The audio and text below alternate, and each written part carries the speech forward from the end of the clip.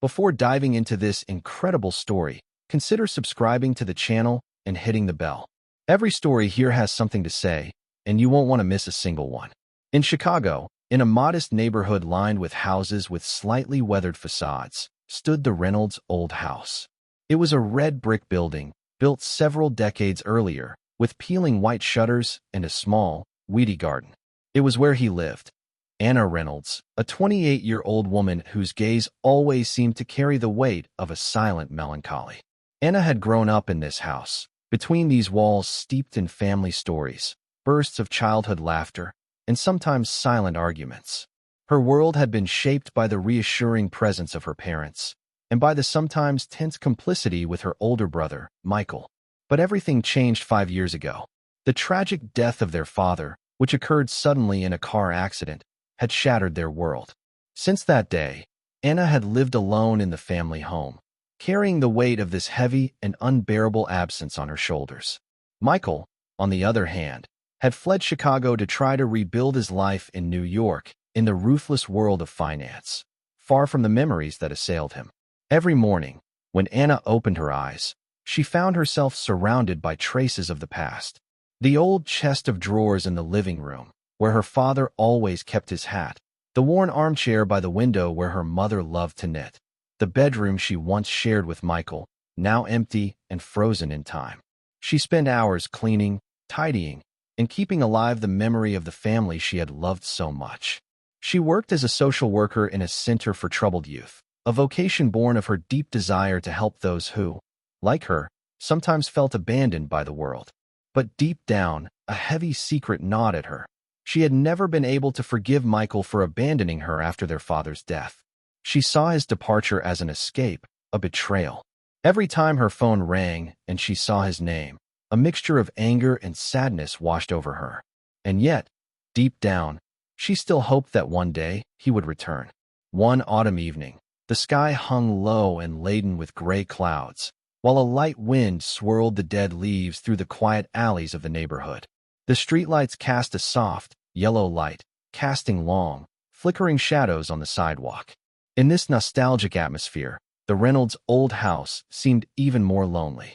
Anna sat by the living room window, holding a warm cup of tea, staring into space, watching the leaves fall in lazy swirls. The weight of the years, of silences, of things left unsaid, seemed to weigh on her shoulders like a heavy coat. Suddenly, the doorbell rang, shattering the quiet of the evening. The sound echoed throughout the house, sharp, unexpected, almost unreal. Anna felt her heart race, a mixture of apprehension and curiosity gripping her. She stood up slowly, placed the cup on the coffee table, and walked to the front door. When she opened it, the biting cold of autumn drifted in, carrying with it the smell of the damp city and damp leaves. Michael stood in the doorway. He was there, very real, but unrecognizable. His face, worn by fatigue and time, bore the marks of years of isolation. His eyes, once lively and confident, now seemed clouded with a profound sadness. His rumpled suit, his disheveled hair, all betrayed the weight of his journey. "Anna, I'm back." His voice, low and raspy, carried a heartbreaking sincerity. This simple word, spoken after so many years of silence, had the weight of a confession. Anna looked at him, without joy or anger. Her eyes expressed a deep weariness, that of years spent waiting for an absence, of bearing the weight of a silence that lasted too long. She didn't yet know how to respond, or if she really wanted to. Michael took a step forward, lowering his head. I lost everything, Anna. My job, my relationship, everything fell apart. And most of all, I lost myself." A tremor passed through his voice, as if he were trying to extract a truth buried too long. "I can't run away anymore. I want to start over, to make sense of it all, and fix what I broke, if you'll give me a chance." A silence fell, heavy and solemn. Anna felt her emotions swirling. Anger, sadness, resentment, but also a fragile glimmer of hope. She took a deep breath, feeling her heart beat faster. "Michael, this isn't simple. You didn't come back just to say that." She gently closed the door behind him, as if to invite that past into his present, despite the still open scars. The first few days after Michael's return were a silent battlefield.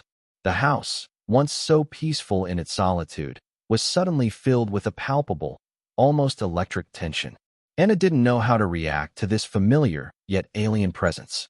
Every glance they exchanged seemed laden with unasked questions, with wounds still open.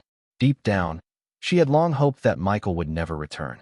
His escape, as painful as it was, had created a void that she had learned to fill on her own, stone by stone, through willpower and hard work. Her heart held a deep resentment, difficult to express, a bitter mixture of abandonment and disappointment. Yet, paradoxically, this unexpected arrival awakened a glimmer of hope in her. Perhaps this was a stroke of luck, a rare opportunity to heal old wounds, break silences, and reconnect with a past buried for too long. The house suddenly seemed less heavy, as if the weight of absence could finally begin to dissipate. But beyond the two of them, there was an even deeper absence, that of their mother. She had succumbed to cancer several years before the tragedy that had taken their father. Her disappearance had left an immense void, a cruel silence that neither Anna nor Michael had been able to fill. This absence weighed heavily on the house, on their hearts, on every action they made. Sometimes, in the stillness of the night, Anna could almost hear her distant, fragile voice, reminding them of the days when anything still seemed possible. As the days passed, the conversations, initially hesitant and superficial, began to delve deeper. Anna and Michael gradually rediscovered the bitter taste of shared memories. Summer afternoons in the garden, childhood arguments, bursts of laughter, but also the things left unsaid, the accumulated frustrations, the fears never expressed. Anna's anger sometimes expressed itself in sharp words, sometimes in icy silence. She blamed him for leaving, for running away, which, for her, had been an abandonment. "Why did you leave me alone with all this?" she would ask, her voice breaking. Michael, for his part, carried an immense burden of guilt. He barely justified himself, searching her eyes for a form of forgiveness that he knew would be difficult to obtain. "I didn't know how to cope. I was afraid of going under, like Dad. I didn't want that to happen to you too." Their wounds, so different, were finally revealed, fragile and painful. They were learning to listen to each other, to recognize each other's pain, to understand that their estrangement was not a rejection, but a clumsy attempt to protect themselves. Each exchange, each shared silence, gradually built a fragile bridge between them, a silent promise that, perhaps, together, they could face the past and envision a future. That evening, in the kitchen bathed in shadows and golden light, something had cracked, then opened. A breach had been created in the thick silence of the years. The words they had finally offered each other were not perfect, nor well-ordered, but they were true. And this truth, long feared, long stifled, became a relief. A kind of breath, as if, after years of walking in the fog, they were finally seeing a little sky. Anna felt something deep within her unravel. The weight of the secret, which she had carried like a stone on her chest, seemed to finally slide from her shoulders. She realized how much this silence had isolated her, not only from her brother, but from herself. By protecting their father's memory, she had forgotten herself. And by wanting to be strong at all costs, she had buried her pain in a dark room of her heart. Michael, for his part, was discovering himself vulnerable. For the first time in a long time, he allowed himself not to have all the answers, not to be the one who marches forward, straight ahead, no matter the cost. He finally saw the truth. His escape hadn't erased his fears, it had fueled them. He had fled their father's shadow, but that shadow had followed him, silently, into the skyscrapers of Manhattan, into the hallways of his empty apartment. And so, in that simple kitchen where so many memories lay, they made a choice. Not a miracle, not a sudden renewal, but a humble and courageous decision to no longer carry their burdens alone. They were going to lean on each other. Really, for the first time in years. The following days took on a different color. Nothing was easy. There were still silences, awkwardness, uncertain gestures. But tenderness slowly returned, like a fragile plant finally breaking through the frozen earth. Anna returned to her work as a social worker with a fresh perspective. She now carried in her heart not just wounds, but also keys. She better understood the loneliness of the young people she supported, their fear of speaking out, the shame that gnaws at them in silence. She was no longer just a caring professional. She had become witness to a universal truth that even in loving families, what is left unsaid can slowly kill. Her colleagues quickly noticed this change in her. Her voice was calmer, but more assured. Her listening skills, deeper. She radiated a discreet warmth, fueled by her own resilience. A teenager in crisis, whom she had been following for 2 years without any notable progress, confided in her for the first time. It was confirmation for Anna. Her past pain had meaning. It served a purpose.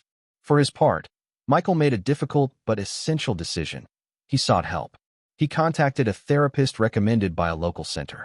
At first, he entered the waiting room with a lump in his throat, still haunted by pride, by the idea that asking for help meant failing. But from the first sessions, he understood something else. Talking wasn't about falling. It was about starting to get back up. He began a long process of inner reconstruction. He explored his old fears, his conflicted relationship with masculinity, his constant need for performance, inherited from a father who, despite his flaws, had been a demanding role model. He learned to make peace with his past, to accept that he could be a sensitive man without being weak. Gradually, Michael rediscovered a taste for simple things. Cooking in the evenings with Anna, walking around the neighborhood, reading a novel instead of a financial report. He began to get involved in community projects, using his skills to help small organizations manage their finances. It wasn't Wall Street, but it was right. It was true. The silence they had carried for so many years, this silence heavy with secrets, pain, and incomprehension, no longer weighed on their shoulders like a chain. It was gradually becoming something else. No longer a wall, but a floor, a breeding ground, the foundation of a bond they were slowly, patiently rebuilding. With every word exchanged, every look held without fear, every gesture offered without a mask. The conversations, cautious at first, became deeper, more natural. Their voices, once hesitant, learned to meet again without judgment. Sometimes, a simple "do you remember?" was enough to bring up a buried memory, a childhood image, a forgotten scene. They laughed. Sometimes they cried, but they never looked away again. Their newfound complicity was no longer that of the old days, that of children in the living room or teenagers bickering in the kitchen. No, it was a more adult, more lucid bond, forged not by innocence, but by reconciliation. A brotherhood rebuilt on truth and acceptance, not on appearances. And the house, the house. Once it was a mausoleum. Every room seemed to contain a ghost, their mother's faded perfume, their father's deep voice echoing through the halls, objects frozen in time as if awaiting an impossible return. But little by little, this house had been transformed. Without much apparent change, without any spectacular renovation. It was all in the details. The curtains opened more often, the plants that Anna had begun to water carefully, the music that sometimes echoed from the kitchen, and the muffled bursts of laughter coming from the living room in the evening. The lights left on, the doors half open. The pain hadn't gone away, but it had found its place. It was no longer a poison, but a scar they looked at together, without shame. 1 year later, one spring morning, the garden, once overgrown with weeds, was unrecognizable. Michael, with the help of a neighbor who was a keen gardener, had spent weeks turning the soil, planting flowers, repairing the fence, and putting up fairy lights that Anna thought were a bit kitschy but so warm. The old apple tree, still there, spread its branches like a caring grandfather, and the trimmed hedges let the golden light of the setting sun filter through. That day, Anna and Michael organized a small party. Nothing fancy. A few tables covered with simple tablecloths, homemade food, a speaker playing soul, jazz, and a few songs from their childhood. The barbecue smoked gently, laughter echoed, glasses clinked. The garden was filled with familiar faces.